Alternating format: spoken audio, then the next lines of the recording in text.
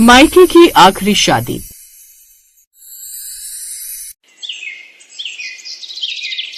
शांति निवास पूरी तरह से सजा हुआ था। हर तरफ चहल पहल थी, लेकिन अगर किसी के चेहरे पर उदासी थी तो वो थी नंदिनी, क्योंकि ना चाहते हुए भी उसे जबरदस्ती अपने होने वाले जीजा से शादी करनी पड़ रही थी। नंदिनी अपने कमरे में शीशे के आगे बैठी खुद को बस निहार रही होती है कि तभी उसकी सहेली निशा वहाँ आती है और नंदिनी को इस तरह उदास देखती है। क्या बात है नंदिनी, जब से ये रिश्ता लगा है तब से मैं देख रही हूँ कि तू खुश नहीं है। कहीं तेरे मन में कुछ और तो नहीं चल रहा? नहीं निशा, ऐसा कुछ नहीं है। मैं तो बस खुद को देख रही हूँ और खुद से ये सवाल कर रही हूँ कि मैं कितनी बढ़िया भागन हूँ जो अपने ही होने वाले जीजा से शादी कर रही हूँ। कहा मैं राहुल से प्यार करती थी, लेकिन न जाने मेरी किस्मत मुझे कहाँ और किस मोड़ पर लाकर खड़ा कर चुकी है जो आज मुझे अपने होने वाले जीजा से शादी करनी पड़ रही है। भले ही घर में हर तरफ खुशी का माहौल है, लेकिन मेरे दिल में न ही खुशी और न ही सुकून। मैं नहीं जानती कि मैं शादी के बाद कैसे घर बसाऊंगी, पर इतना है कि मैं वहाँ जाकर शायद एक जिंदा लाश बन जाऊंगी। नंदिनी, तू ऐसा क्यों बोल रही है? मैं जानती हूँ कि तू राहुल से प्यार करती थी और तू राहुल से शादी करना चाहती थी, लेकिन सच बात तो ये है कि तुझे अपने घर की इज्जत बचानी पड़ेगी, क्योंकि सभी को ये बात पता है कि तेरी बड़ी बहन कविता इस रिश्ते से नाखुश थी और जब शादी की डेट फिक्स हुई तो वो अपने बॉयफ्रेंड के साथ भाग गई। शायद उसके भागने की वजह से ही तेरी खुशियों की बलि चढ़ा दी गई। निशा की बात सुनकर नंदिनी एक लंबी सांस भरती है और उदास होते हुए निशा से कहती है, निशा मैं नहीं जानती कि मैं अपनी बहन से कभी नफरत कर पाऊंगी भी या नहीं, पर सच तो ये है कि उसने अपने प्यार के लिए स्टैंड लिया है, क्योंकि मेरे घर वाले उसकी शादी जबरदस्ती करवा रहे थे। अगर आज वो स्टैंड ना लेती और जीजा जी से शादी करने को राजी हो जाती तो शायद आने वाले समय में मेरा भी यही हाल होता। मुझे कुछ समझ नहीं आ रहा निशा कि मैं क्या करूँ। अपने परिवार वालों को सही समझो या अपनी बहन को या अपनी किस्मत को, क्योंकि सच बात तो ये है कि जब घर वालों ने दीदी के रिश्ते को नहीं अपनाया था तो वो मेरे रिश्ते को क्यों ही अपनाते। मैंने तो बस अब सब कुछ भगवान पर छोड़ दिया है। अब वो जैसा करेगा मैं उसी में खुश हूँ, क्योंकि असल खुशी तो मेरे हाथों की रेखा में है ही नहीं। दरअसल नंदिनी की बड़ी बहन की शादी रोहित से हो रही थी, पर उसकी बड़ी बहन तो किसी और से प्यार करती थी,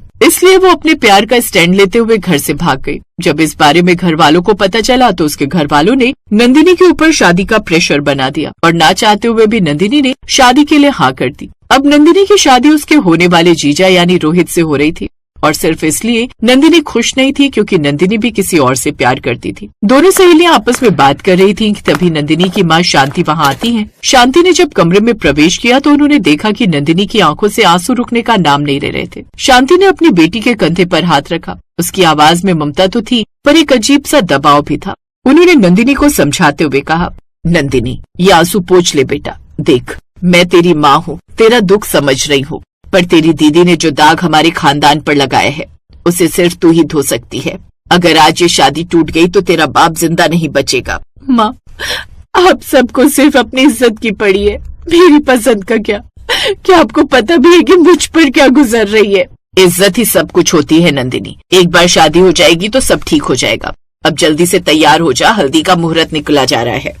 शांति की बात सुनकर नंदिनी चुप हो गई, क्योंकि उसे पता था कि बहस करने का कोई फायदा नहीं है। शांति ने निशा को इशारा किया कि वो नंदिनी को लेकर नीचे आए। इशारा देकर शांति अब खुद बाहर चली जाती है। कुछ ही देर में निशा नंदिनी को तैयार कर नीचे ले जाती है, जहाँ नंदिनी और निशा देखते हैं कि नीचे आंगन में ढोलक की आवाज गूंज रही थी। पूरे घर को पीले और सफेद फूलों से सजाया गया था। ये सब देख नंदिनी एक लंबी सांस भरती है। तभी निशा नंदिनी को एक पीढ़े पर बिठाती है और नंदिनी के बैठते ही औरतें मंगल गीत गाना शुरू कर देती हैं। लेकिन नंदिनी को वो सब शोर लग रहा था। जब चाची और मौसियों ने उसे हल्दी लगाना शुरू किया तो उसकी आंखों से फिर आंसू छलक आए। नंदिनी संभाल संभाल खुद को, सब लोग देख रहे हैं। चाची बार बार तेरी तरफ ही देख रही हैं। तेरी इस तरह भीगी आंखें और उदास चेहरा सबको समझते देर नहीं लगेगी कि तू इस शादी से खुश नहीं है। मैं तो कहती हूँ अपने गमों को छुपा ले अपने परिवार वालों के लिए। निशा ये हल्दी नहीं है, ये मेरे सपनों की राख है जो मेरे चेहरे पर मली जा रही है। काश मैं भी दीदी की तरह हिम्मत कर पाती, पर मैं अपने माँ बाप को मरते हुए नहीं देख सकती। पर कब तक ऐसे चलेगा? तुझे रोहित जी के साथ पूरी जिंदगी बितानी है, पर अगर तू ऐसे ही रही तो क्या तू उन्हें कभी अपना पाएगी? निशा की बात का नंदिनी के पास कोई जवाब नहीं था। कुछ देर में रस्म खत्म हो जाती है और नंदिनी वापस अपने कमरे में जाकर बैठ जाती है। कुछ ही घंटे में शाम हो जाती है और शाम को मेहंदी का फंक्शन शुरू हुआ। हर तरफ खुशबू फैली थी, पर नंदिनी का दम घुट रहा था। मेहंदी लगाने वाली लड़की ने जब उसके हाथ थामे और डिजाइन बनाना शुरू किया तब मेहंदी वाली ने नंदिनी से सवाल किया, दीदी दूल्हे राजा का नाम क्या लिखना है? बीच में लिखूं या उंगलियों पर? कहीं भी लिख दो। इससे क्या फर्क पड़ता है, बस अपना काम खत्म करो।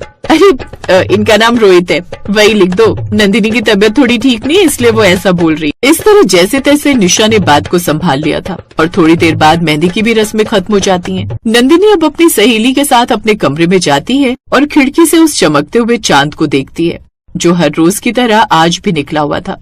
नंदिनी मानो एक पुतले की तरह बैठी हुई थी और उसकी आंखों से सिर्फ और सिर्फ आंसू निकल रहे थे। निशा को ये सारा मंजर देख जरा भी अच्छा नहीं लग रहा था। एक पल को उसे लगा कि शायद उसे नंदिनी को घर से भगा देना चाहिए, पर क्योंकि नंदिनी अपने घर की आखिरी बेटी थी और मायके की आखिरी शादी थी इसलिए निशा कुछ नहीं बोलती। देखते ही देखते अब शादी की रात आ गई। शांति निवास के बाहर बारात का शोर था, लाइटों की चकाचौंध थी। नंदिनी भी अब लाल जोड़े में दुल्हन बनी तैयार थी। वो अपने कमरे में अकेली बैठी थी, तभी अचानक खिड़की के पास कुछ हलचल होती है और खिड़की से राहुल आ जाता है।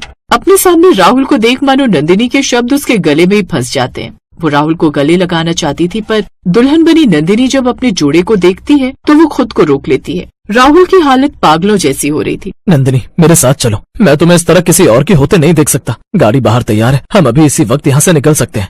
राहुल तुम यहाँ कैसे? तुम्हें पता है अगर किसी ने देख लिया तो क्या होगा? प्लीज यहाँ से चले जाओ। मैं कहीं नहीं जा रहा, तुम ये शादी सिर्फ दबाव में कर रही हो। क्या तुम अपनी पूरी जिंदगी उस इंसान के साथ बिता लोगी जिससे तुम्हें प्यार नहीं है? चलो मेरे साथ, हम अपनी नई दुनिया बसाएंगे। नहीं राहुल, मैं नहीं जा सकती। दीदी ने जो किया वो उनकी पसंद थी, पर मैं अपने परिवार की बर्बादी की वजह नहीं बन सकती। अगर आज मैं भाग गई तो यहाँ से मेरे पिता की अर्थी उठेगी। मैं अपने प्यार के लिए अपने पिता की जान नहीं ले सकती। तो मेरा क्या नंदिनी, मैं तुम्हारे बिना कैसे जीऊंगा? तुम्हें जीना होगा राहुल, मेरे लिए नहीं तो अपनी माँ के लिए। आज से मेरा और तुम्हारा रिश्ता खत्म। मेरे कमरे से बाहर निकलते ही तुम मुझे भूल जाना। ये मेरे मायके की आखिरी शादी है और मैं इसे अपने परिवार की इज्जत की बलि देकर बर्बाद नहीं करूंगी। प्लीज चले जाओ यहाँ से। नंदिनी की बात सुनकर राहुल वहीं घुटनों पर बैठकर फूट फूट कर रोने लगा। उसने नंदिनी के पैर तक पकड़े, बहुत गिड़गिड़ाया, पर नंदिनी ने अपने दिल पर पत्थर रख लिया और राहुल को खिड़की से ही वापस भेज दिया। नंदिनी भी वहीं बैठकर फूट फूट कर रोने लगी क्योंकि उसने अपने माँ पिता के लिए अपने प्यार की बलि चढ़ा दी थी। कुछ देर बाद निशा नंदिनी को लेने ऊपर आती है और नंदिनी भी अब निशा के साथ शादी के मंडप पर बैठ जाती है और इस तरह अब हमेशा हमेशा के लिए नंदिनी रोहित की हो जाती है।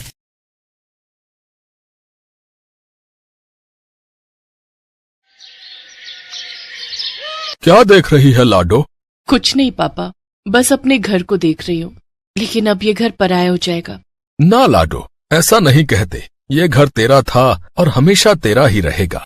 पापा, वो पंडित जी से बात हो गई क्या? हाँ, पंडित जी ने शाम को आने को कहा है। ठीक है पापा जी। ये कहानी है राम भरोसे और उनकी बेटी लतिका की। राम भरोसे चंपक नगर गाँव के मुखिया थे। वो बड़े ही नेक दिल और दयालु थे। चंपक नगर के सभी लोग उनका बड़ा सम्मान करते थे। राम भरोसे की एक ही बेटी थी, लतिका, और वो भी अपने पिता की तरह बड़ी संस्कारी और नेक दिल थी। लतिका बड़ी हुई तो राम भरोसे ने उसका रिश्ता तय कर दिया। लड़का शहर की एक बड़ी कंपनी में काम करता था और फिर उसी शाम। अब तो जल्दी से बढ़िया सा मुहूर्त निकाल दीजिए आप बस। हाँ, मैं घर से ही सब कुछ देख परख कर आया हूँ। 15 जून को बड़ा शुभ मुहूर्त है शादी के लिए। क्या इसी जून में? पर पंडित जी, तब तो बड़ी भयंकर गर्मी होगी। हाँ, होगी तो सही, पर मुखिया जी, इसके बाद कम से कम 6 महीनों तक कोई अच्छा मुहूर्त नहीं है। अरे नहीं, राकेश के घर वाले इतना इंतजार नहीं करेंगे। इंजीनियर लड़का है, देखने में भी सुंदर है, तो कौन इतना इंतजार करेगा। ठीक है पंडित जी, हम 15 जून को ही शादी करवाएंगे। ठीक है मुखिया जी, फिर मैं चलता हूँ। अरे